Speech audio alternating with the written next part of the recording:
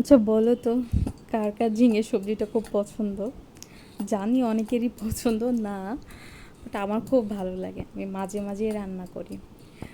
যদিও চিংড়ি মাছ দিয়ে ঝিঙে খুব মজা হয়, বাট আজকে আমার ফ্রিজে কোনো চিংড়ি ছিল না।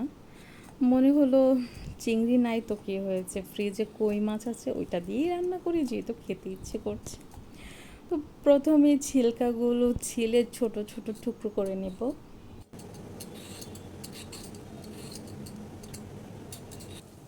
এই তো আমি এখন হলুদ, মরিচ, পেঁয়াজ, রসুন দিয়ে ঝিঙেগুলো কষিয়ে নিচ্ছি। আর ঝিঙের মধ্যে না কোনো এক্সট্রা পানি দিতে হয় না, ওই কষানো পানি দিয়েই সিদ্ধ হয়েছে।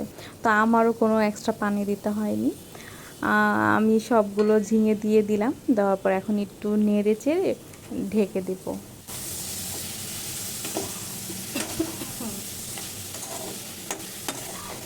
তার কিছুক্ষণ পরেই কই মাছগুলো ফ্রাই করে দিয়ে দিয়েছিলাম। এই তো আমার রান্না কমপ্লিট। কেমন হয়েছে কালারটা বলো তো?